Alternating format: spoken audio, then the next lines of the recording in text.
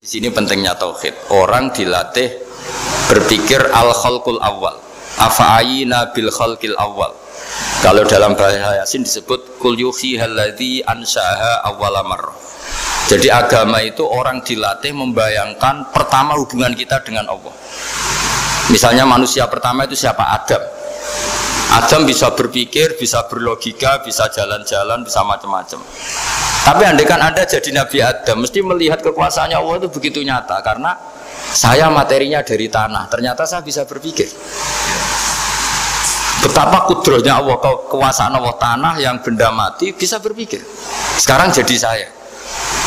Sehingga ketemu, kira-kira Nabi Adam kalau ketemu tanah itu ya, kalau mau maksiat, wah ini tanah ini pasti komplain.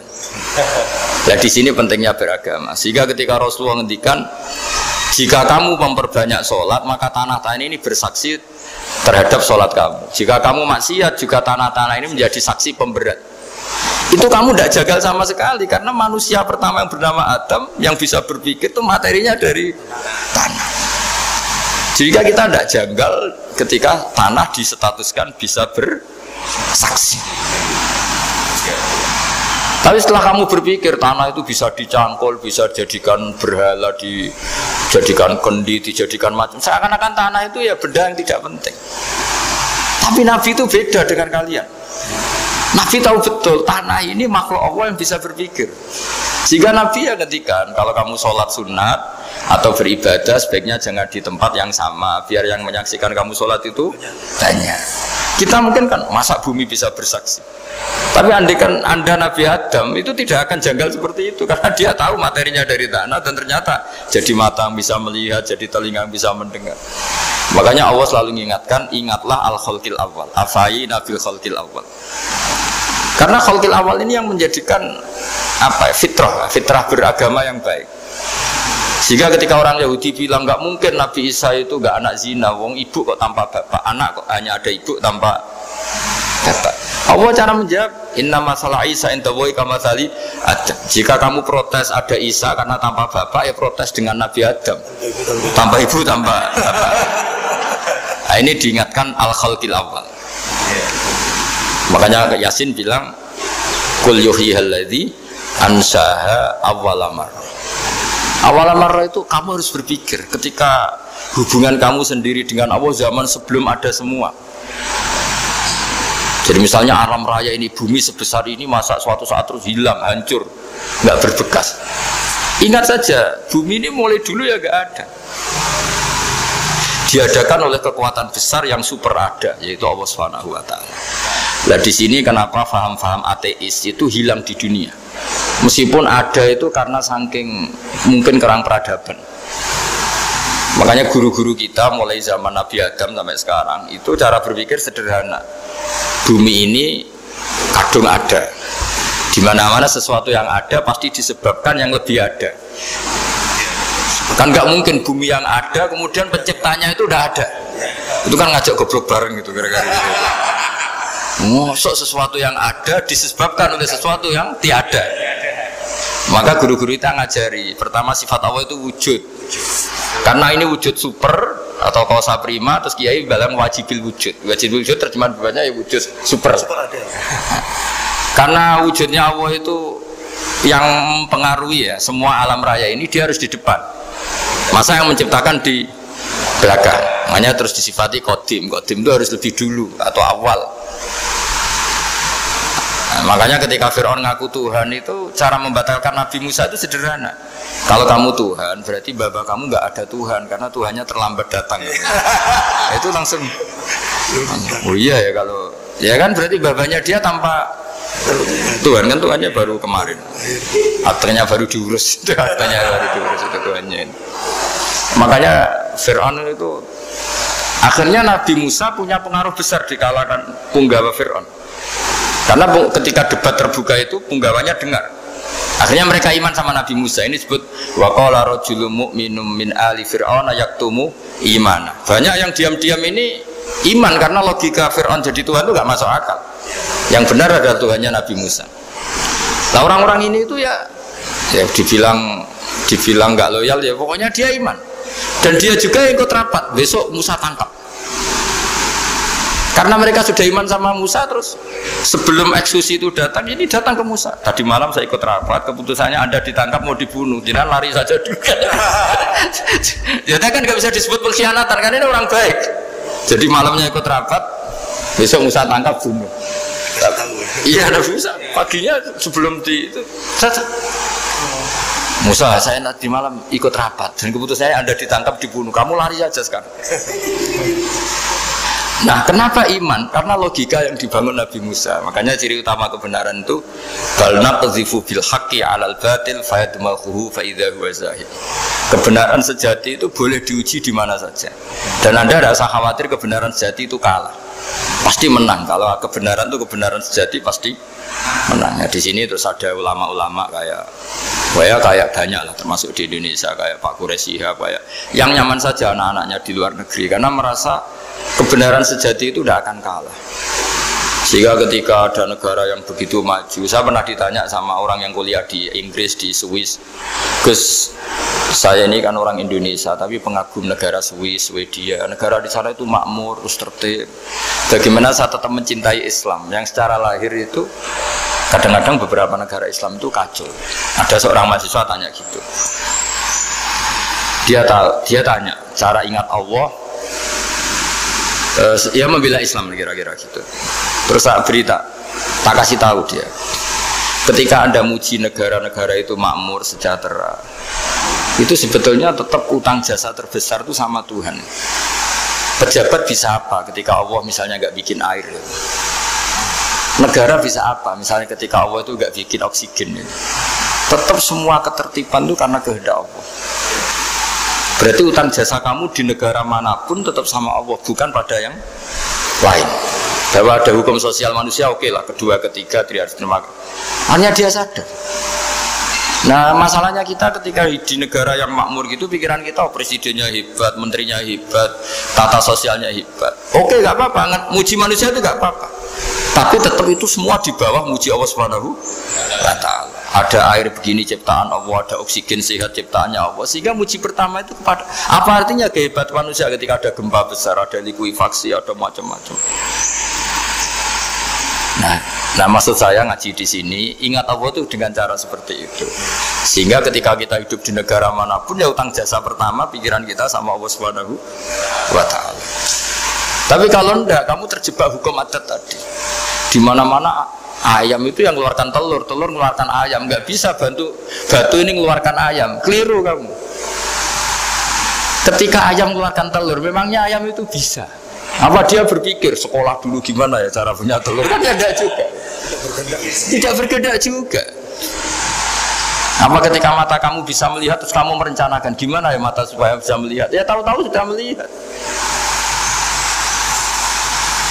Nah, di sini disebut afa'ayina bil khalqil awal ansa'aha awalan wa marrah wa huwa alladhi yabda'ul khalqa tsumma yu'iduhu wa huwa ahwanu alaih. Allah selalu mengingatkan.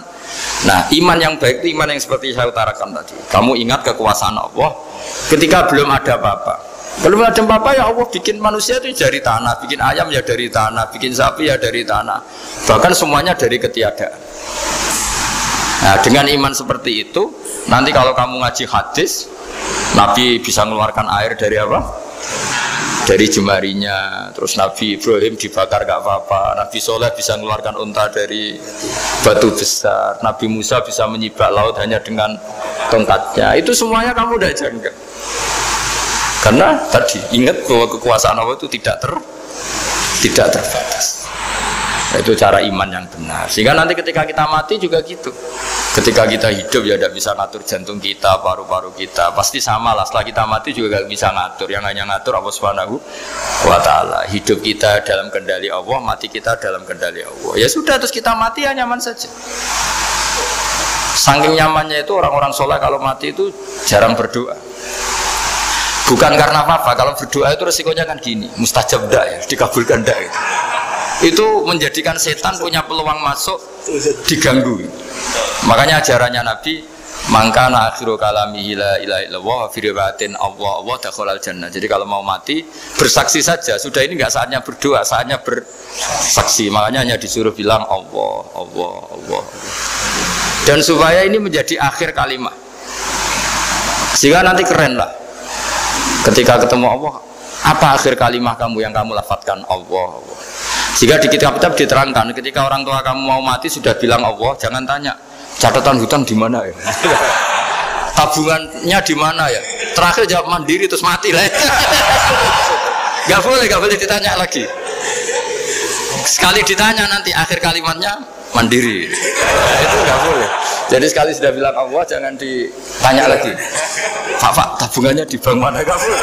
Bahayanya sekali jawab mandiri terus mati berarti akhir kalimatnya itu ya mandiri. Makanya harus akhir. Jangan nanti statusnya itu mangkana akhiru kalami. Memang akhir dari yang dikatakan itu kata Allah. Nah sebetulnya teks hadis itu la ilaha illallah. Ini pinternya Kiai Jawa. Lagi-lagi kembali ke kultur. Kiai Jawa itu kiai yang bisa modifikasi kultur. Sebetulnya kalimat hadis itu yang masyhur, itu yang populer itu la ilaha illallah. Tapi Kiai Jawa itu, dan itu ngikuti kitab-kitab Arab juga, kitab-kitab. La ilaha illallah itu resikonya tinggi karena di situ kan tiada Tuhan yang berhak disembah kecuali Allah. Ada kata la ilaha ini. Nah takutnya pas la ilaha sudah mati. Nah karena itu ada resiko la ilaha gak khatam, berarti tiada Tuhan. Nah, sehingga karena ini dianggap riskan, ya terus Kiai Jawa ngajari sudah lah, gak usah kepanjangan ya sudah Allah. Jadi itu sudah agak-agak rekayasa lah, agak-agak istihad itu. Maksudnya istihad itu sebenarnya teks panduannya itu la ilaha illallah. Teks panduannya. Tapi kiai-kiai itu tentu yang paling tahu tentang kehendak Nabi karena nekuni ilmu itu lama sekali. Kita ngikuti cara-cara ditentukan para kiai. Karena tadi la ilaha illallah itu kan ada kalimat yang tadi ya tiada Tuhan kan. Nah kata tiada Tuhan ini yang dianggap riskan kalau nggak khatam. Daripada potensi itu terus kiai-kiai ya agak-agak improvisasi lah itu memang ya sudahlah Allah. Nah supaya itu menjadi akhir kalimah, ya seolah lagi menjadi apa? Akhir kalimah. Setelah itu kata kitab-kitab jangan tanya hal lain. Ya sekali ditanya nanti dia akan ngelafatkan hal lain itu. Ya tadi misalnya tabungannya di mana? Gitu kan? Sini. Nah, yang ribet kalau wong kuno itu neng laci, neng sorogan. Berarti kalimat terakhirnya ya laci sorogan itu.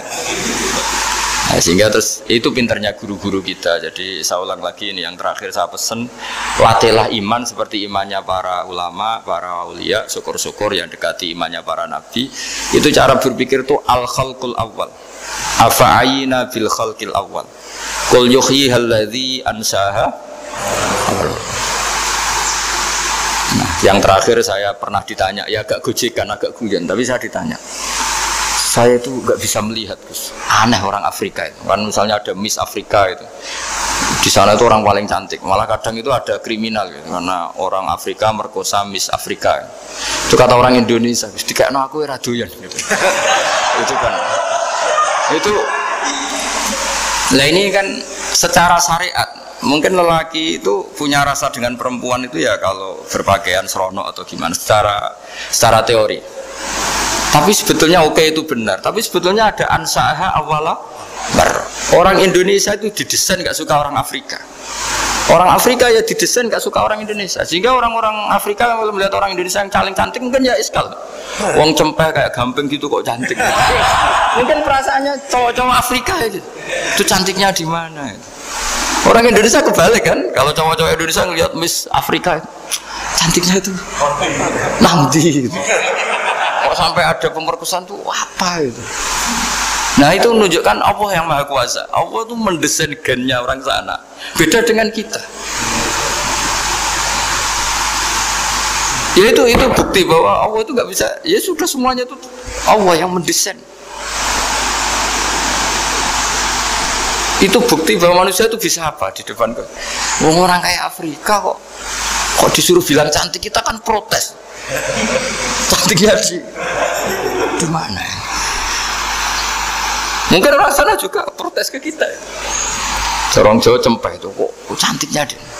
Itu orang-orang Indonesia kalau melihat bule cantik itu kan temukan janggal. Orang-orang Jogja, bule wayune nanti gitu. Kulitnya gitu kan sama mereka juga bilang kita mungkin ya seperti itu. Itu namanya didesain ansaha awal apa? marah. Sudah memang desainnya seperti itu. Nah di sini supaya kita ingat. Nah, ingat bahwa hati juga gitu. Ketika kita cinta istri itu janggal betul kalau terjadi konflik. Tapi kalau sedang konflik itu janggal betul terjadi perdamaian. Nah, lagi mau ngangkel itu ya problem betul. Nah ini di sini pentingnya iman. Orang terus disuruh berdoa ya muqallibal qulub tsabit qalbi ala dini, karena kita tidak tahu cara berpikir. Ada perempuan cantik sering merengut, pecintanya ya banyak, dianggap pemikir serius. Tapi kalau baru gedeng namanya ya merengut, bukan pemikir. Orang senyum itu kita seneng gitu. Tapi kalau baru gak seneng, murahan guya-guyu. Itu jadi manusia itu unik. Hanya sama, tapi cara nganalisis beda. Tinggal sedang seneng apa enggak. Lucu kan? Ada orang anteng di rumah, itu kalau lagi seneng ya, oh itu anteng gak banyak ngeluyur. Tapi baru gak seneng, seneng ngomah ya mau nganggur. Nah, itu kita tidak pernah tahu. Kita simpulkan apa itu tidak pernah. Makanya wisata, pernah ada orang wisata datang ke sini tak nasihatin. Orang wisata itu kan seneng di kampung-kampung yang terbelakang gitu, melihat orang manusia pohon, melihat apa. Terus saya bilang, itu kan kasihan kan, masa manusia jadi objek. Bahkan bayangannya ya kalau mereka jadi modern jadi gak menarik kan. Padahal kita yang orang pendidikan kan inginnya mereka terentas lah dari kultur itu. Ya itu kan gak sambung kan. Yang satu bilang unik, masyarakatnya masih unik, masih naik-naik pohon. Tapi bagi orang pendidikan kan tersiksa kan. Ini bangsa kita, warga kita kok masih seperti itu. Makanya orang wisata itu nasihati, kamu kesana itu niat melihat apa niat mengentas? Kalau niat mengentas, tak jamin ada pahala. Enggak Gus, mau niat mengentas. Niatnya baru sekarang apa mulai dulu-dulu? Ya, baru sekarang. Ya ini cerita dari manusia itu semudah itu, Pak.